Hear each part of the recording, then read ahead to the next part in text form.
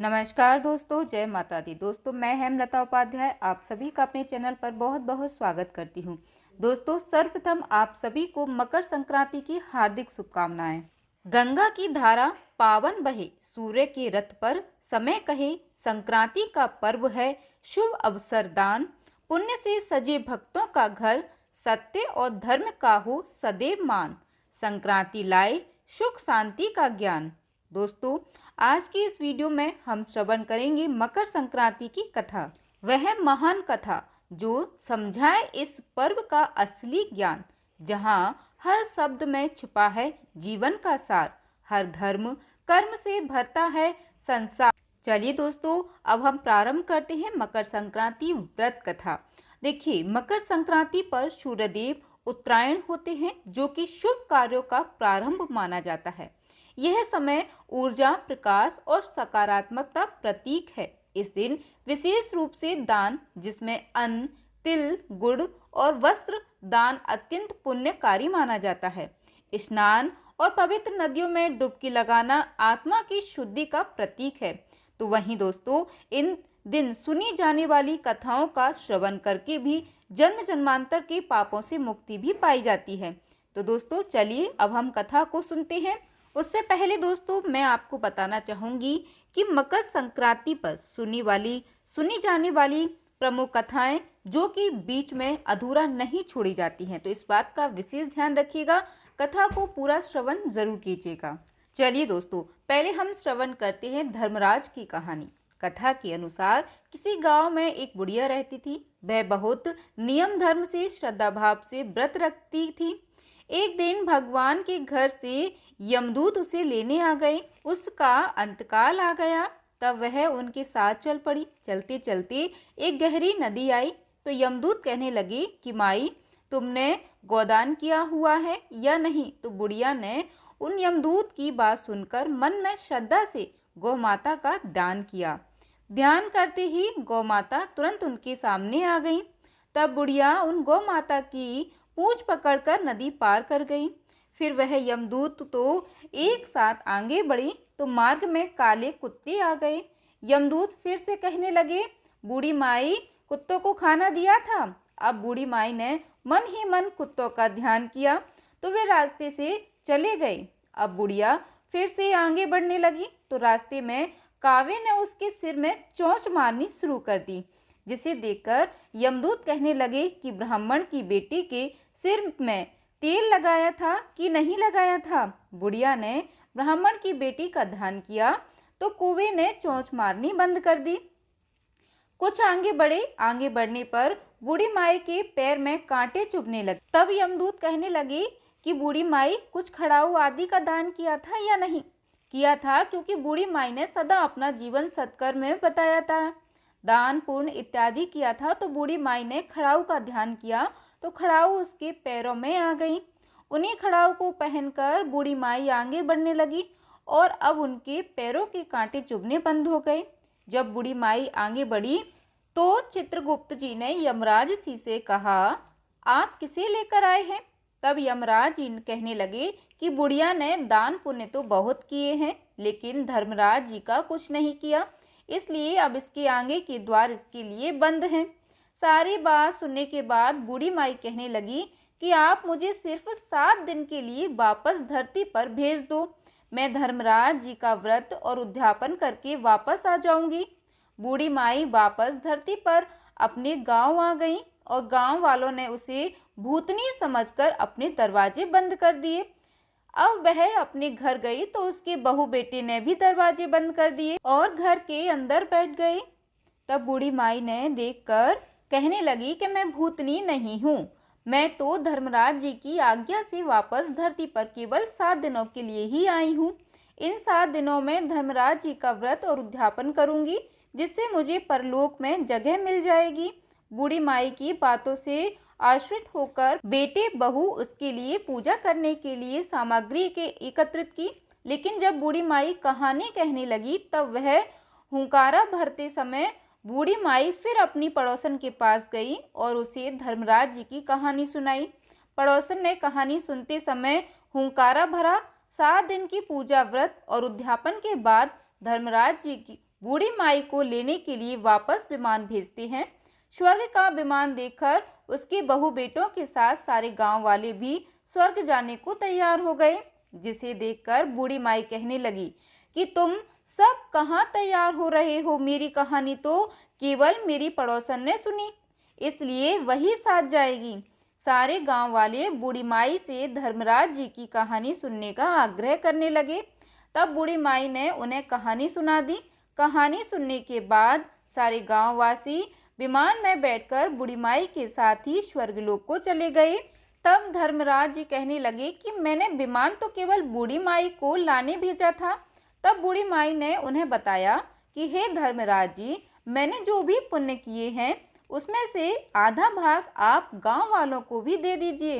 इस तरह से माई से प्रसन्न होकर धर्मराज जी ने गांव वासियों को भी स्वर्ग में जगह दे दी। हे धर्मराज महाराज जी, जैसे आपने बूढ़ी माई के साथ सभी गांव वालों को भी स्वर्ग में जगह दी, उसी तरह से हमें भी देना। यह कहानी सुनकर हुंकारा भरने वालों को भी और कहानी कहने वालों को भी जगह देना। प्रेम से बोलिए धर्मराज महाराज जी की जय। चलिए दोस्तों, अब हम श्रवण करेंगे पोपा बाई की कहानी। किसी गांव में एक भाई बहन रहते थे। भाई की शादी हो गई थी, लेकिन उसकी बहन की शादी नहीं हुई थी। बहन का नाम पोपा बाई था। पोपा बाई हमेशा व्रत और नियम करती थी। एक दिन उसके भाई भाभी ने उससे शादी के लिए कहा, तब उसने शादी के लिए मना कर दिया। उसने अपनी भाई भाभी से कहा, मेरे रहने के लिए गांव के बाहर एक झोपड़ी बनवा दो, मैं उसी में रहकर अपना जीवन व्यतीत कर लूँगी। और उसके बाद उसने गांव के सभी लोगों से कहा, हे गांव वालों, आप लोग अपने अपने गाय बछड़े को मेरे झोपड़े के पास घास चरने के लिए छोड़ दिया करो। मैं सभी के गाय बछड़ों की देखभाल किया करूँगी। जो भी बचा खुचा खाना हो वह भेज देना, मैं वहीं खाकर रह लूँगी। इसी तरह बहुत दिन बीत गए। एक दिन उस देश का राजा शिकार खेलने जंगल को जा रहा था कि उसकी नज़र गांव के बाहर बने पोपा बाई के झोपड़े पर पड़ी। राजा झोपड़े के पास जाकर आवाज लगाने लगा, यहाँ कौन रहता है? जब कोई भी उत्तर नहीं मिला तो झोपड़े के दरवाजे को खटखटाने लगा। खटखटाने की आवाज सुनकर पोपा बाई ने अंदर से ही पूछा, बाहर कौन है? बार बार दरवाजा क्यों खटखटा रहे हो? क्या नाम है? तब राजा ने उत्तर दिया, मैं इस देश का राजा हूँ, मैं तुम्हारे साथ विवाह करना चाहता हूँ। पोपा बाई ने कहा, अपने महल को लौट जाओ, मैं पराये पुरुष का मुंह नहीं देखती। लेकिन राजा ने उसकी बात पर ध्यान नहीं दिया और बलपूर्वक पोपा बाई को उठा अपने घोड़े पर बैठा कर महल की ओर चल पड़ा। पोपा बाई ने राजा को श्राप दिया, हे राजा, तेरा राजपाट सब नष्ट हो जाएगा। महल में पहुंचकर राजा ने अपनी रानियों से सारी बात बताई। पूरी बात सुनकर रानियों ने राजा से अनुरोध किया कि पोपा बाई को सही सलामत उसकी झोपड़ी में छोड़ाएं। रानियों के कहे अनुसार राजा पोपा बाई को उसकी झोपड़ी पर छोड़ने चल पड़ा। रास्ते में पाप की नदी आई, जिसमें राजा डूब गया। पोपा बाई मृत्यु के बाद धर्मराज के दरबार में पहुंची। वहां धर्मराज ने उसे स्वर्ग का राज दिया। किसी गांव के एक सेठ सेठानी की मृत्यु हुई। वे दोनों मृत्यु लोक से स्वर्गलोक को आए, लेकिन स्वर्ग का दरवाजा बंद पड़ा था। उन दोनों ने धर्मराज जी से स्वर्ग का द्वार खोलने के लिए विनती की। तब धर्मराज ने कहा, इस पर पोपा बाई का राज है। सेठ सेठानी ने कहा, हम पोपा बाई को नहीं जानते। तब धर्मराज ने कहा कि मैं तुम दोनों को 7 दिन के लिए मृत्यु लोक में भेजता हूँ।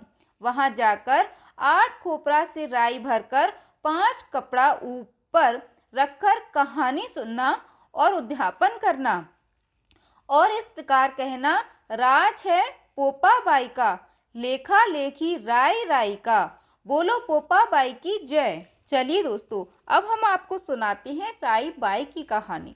2 माँ बेटियां थीं। बेटी का नाम राई था। वह बहुत सुंदर व सुशील थी। भगवान कृष्ण की पक्की भक्त थी। एक बार भगवान कृष्ण उसकी परीक्षा लेते हेतु डांसर या बेचने वाले बनकर आए और आवाज़ देने लगे। आवाज़ सुनकर राई अपनी माँ से बोली, मुझे भी डांसर्या चाहिए। माँ बोली, मैं पैसे कहाँ से लाऊं? बाजरी है वो ले जा। बाजरी के भगवान ने फूंक मारी तो फूस उड़ के राई की आंख में गई। राई जोर जोर से रोने लगी। भगवान वहां से अंतर्ध्यान हो गए, वैद्य का रूप धारण कर वहां आ गए और आवाज देने लगे। राई की माँ बाहर आई और बोली, वैद्य जी, मेरी बेटी की आंख फूस गिर गया है, उसे निकाल दो। भगवान बोले, अगर मैं फूस निकालूं तो उसका विवाह मेरे साथ करना पड़ेगा। राय की माँ तैयार हो गई, सगाई कर दी। कार्तिक शुक्ल 11 के दिन विवाह निश्चित किया।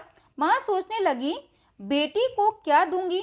सोने की दुकान पर जाकर बोली, मेरी राय के लिए लौंग व बिछिया गढ़ दे। सुनार बोला, मुझे समय नहीं है, मैं तो कृष्ण भगवान के गहने गढ़ रहा हूँ। हलवाई व बढ़िया वो जहाँ भी गई उसको यही जवाब मिला। तो माँ तो घर आ गई, अब क्या करे? वो घर आई, झोपड़ी महल में बदल गई। आनंद हो गया, ठाठ से विवाह की तैयारियां होने लगी। भगवान बारात लेकर आए। माँ ने खूब ठाठ से राई का विवाह भगवान श्री कृष्ण के साथ कर दिया। भगवान राई को लेके द्वारका गए तो राई के महल में ही रहने लगे। दूसरी रानियां चिढ़ने लगी। भगवान से राई पीहर गई।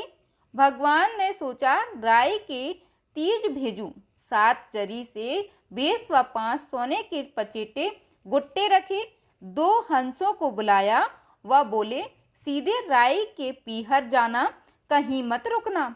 राधा रुक्मण को पता चला तो उन्होंने हंसों को अपने महल में बुला के कहा, थोड़े मोती चुग लो। हंस आ गए, मोती चुगने लगे। राधा रुक्मण ने सारा सामान निकाल उसमें फटे पुराने कपड़े और 5 कांटे बांध दिए। पोटली हंसों को दे दी। हंस सामान लेकर राई के पास गए। राई खुशी से नाचने लगी। जैसे ही पोटली खोली, 5 उंगलियों में 5 कांटे चुभ गए। राई दुखी हुई। सावन खत्म हुआ तो भगवान लेने आए। राई भगवान से बोली नहीं। भगवान आए तो राई दूर दूर हो जाए। भगवान ने सोचा, कोई बात नहीं। राई फिर भी नहीं बोली। इतने पर भी राई भगवान को अपने महल में ही जमाती, भोजन में दही जरूर देती। एक दिन भगवान बिल्लो गाना के दही खा गई। अब राई दही कहाँ से रखे? भगवान गुजरी बनकर दही बेचने आ गए। राई नीचे जाकर बोली, थोड़ा दही दे दो। गुजरी रूपी भगवान बोले, राई तुम उदास क्यों हो? हमने सुना आप भगवान से नाराज हैं।